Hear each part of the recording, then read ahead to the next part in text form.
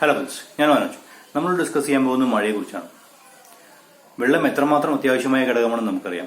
ഈ വെള്ളം ഏറ്റവും കൂടുതൽ ലഭിക്കുന്നത് മഴയിലൂടെയാണ്. പക്ഷേ മറ്റുള്ള ഗ്രഹങ്ങളെ അങ്ങനെയല്ല. അങ്ങനെ വിചിത്രമായ മഴ പെയ്യുന്ന 5 ഗ്രഹങ്ങളെക്കുറിച്ചാണ് നാം ഇവിടെ ഡിസ്കസ് ചെയ്യാൻ പോകുന്നത്. ആദ്യം നാം പോകുന്നത് വീനസിലേക്കാണ്. വീനസ് സൗരയൂഥത്തിലെ രണ്ടാമത്തെ ഗ്രഹം. മാസ് കൊണ്ടും ഡെൻസിറ്റി കൊണ്ടും ഭൂമിയുമായി ഏറ്റവും സാമ്യമുള്ള ഗ്രഹം. പക്ഷേ സൗരയൂഥത്തിന് ഏറ്റവും ചൂട് കൂടിയ ഗ്രഹവും വീനസാണ്. ഇവിടുത്തെ ഊഷ്മാവ് ഏകദേശം 462 ഡിഗ്രി സെൽഷ്യസ് വരെ ഉയരാറുണ്ട്. ഇവിടെ ഉണ്ടാകുന്ന അഗ്നിപർവ്വത സ്ഫോടനങ്ങൾ മൂലം കൂടുതൽ അളവ് സൾഫർ അന്തരീക്ഷത്തിലേക്ക് കടത്തപ്പെടുന്നു. തന്മൂലം അവിടെ ഉണ്ടാകുന്നത് സൾഫ്യൂരിക് ആസിഡ് മഴയാണ്. പക്ഷേ ഈ സൾഫ്യൂരിക് ആസിഡ് ഒന്നും തന്നെ വീനസിന്റെ ഉപരിതലത്തിലേക്ക് എത്തുന്നില്ല. ഇവയെല്ലാം അന്തരീക്ഷത്തിന്റെ 25 കിലോമീറ്റർ ഉയരത്തിൽ വെച്ച് തന്നെ ബാഷ്പീകരിക്കപ്പെടുന്നു. കാരണം ഇവിടുത്തെ ചൂട് തന്നെയാണ്. അടുത്ത് നാം പോകുന്നത് HD 189733b എന്ന ഗ്രഹത്തേക്കാണ്. അതിനു മുമ്പ് ലൈറ്റ് ഇയർ എന്താണെന്ന് നമുക്ക് നോക്കാം. എല്ലാ വസ്തുക്കൾക്കും സഞ്ചരിക്കുന്നതിന് ഒരു സമയം ആവശ്യമാണ്. അതുപോലെ തന്നെയാണ് ലൈറ്റിനും സഞ്ചരിക്കുന്നതിന് ഒരു സമയം ആവശ്യമുണ്ട്.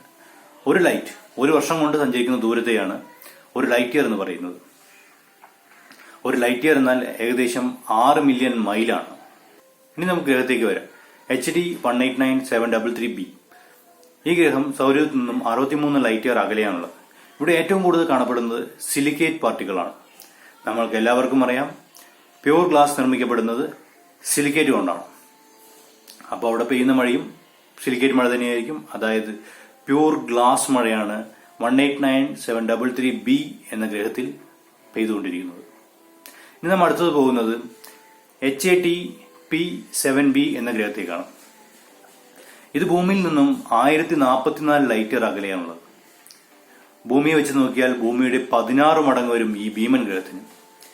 ഈ ഗ്രഹത്തിൽ ഏറ്റവും കൂടുതൽ കാണപ്പെടുന്നത് കൊറണ്ടം ആണ്. കൊറണ്ടം എന്നാൽ അലൂമിനിയം ഓക്സൈഡിന്റെ ക്രിസ്റ്റൽ രൂപത്തെയാണ് കൊറണ്ടം എന്ന് പറയുന്നത്.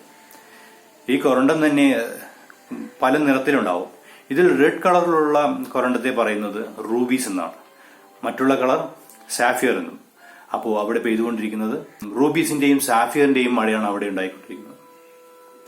നാം അടുത്ത് കാണാൻ പോകുന്നത് OGLE TR56b എന്ന ഗ്രഹത്തെയാണ്. ഇത് ഭൂമിയിൽ നിന്നും ഏകദേശം 4892 ലൈറ്റ് ഇയർ അകലെയാണുള്ളത്. ഇതിനെ വിളിക്കുന്നത് ഹോട്ട് ജൂപ്പിറ്റർ എന്നാണ്. കാരണം ഇവിടുത്തെ ഊഷ്മാവ് തന്നെയാണ്. ഇവിടുത്തെ ഊഷ്മാവ് ഏകദേശം 2000 ഡിഗ്രി സെൽഷ്യസ് വരെ ഉയരാറുണ്ട്. ഇവിടുത്തെ മേഘങ്ങൾ നിർമ്മിക്കപ്പെട്ടിരിക്കുന്നത് അയൺ തന്മാത്രകൾ കൊണ്ടാണ്. തന്മൂലം അവിടെ ഉണ്ടാകുന്ന മഴ എന്ന് പറയുന്നത് അയൺ മഴ തന്നെയാണ്, ഇരുമ്പ് മഴ തന്നെയാണ് അവിടെ പെയ്തുകൊണ്ടിരിക്കുന്നത്. നമ്മൾ അടുത്തത് കാണാൻ പോകുന്നത് സൗരയൂഥത്തിലെ 8ാമത്തെ ഗ്രഹമായ നെപ്റ്റ്യൂണിനെയാണ്. നെപ്റ്റ്യൂൺ സൗരയൂഥത്തിലെ 8ാമത്തെ ഗ്രഹം. സൗരയൂഥത്തിൽ ഏറ്റവും കൂടുതൽ കൊടുങ്കാറ്റുകൾ ഉണ്ടാകുന്ന ഗ്രഹവും നെപ്റ്റ്യൂണാണ്. ഇവിടുത്തെ കാറ്റിന്റെ വേഗത എന്ന് പറയുന്നത് ഏകദേശം 2160 കിലോമീറ്റർ പെർ അവറാണ്. ജൂപ്പിറ്റർ, സാറ്റേൺ എന്നീ ഗ്രഹങ്ങൾ പോലെ തന്നെ നെപ്റ്റ്യൂണും ഒരു ഗ്യാസ് ജെയിന്റാണ്. ഇവിടെ ഏറ്റവും കൂടുതൽ കാണപ്പെടുന്നത് മീഥെയിൻ, ഈഥെയിൻ പോലുള്ള തന്മാത്രകളാണ്. അവിടുത്തെ അന്തരീക്ഷമർദ്ദത്തിൽ മീഥെയിൻ തന്മാത്രകൾ ഞെരുക്കപ്പെടുകയും തന്മൂലം അവ ഒരു ഡയമണ്ടായി മാറുകയും ചെയ്യുന്നു.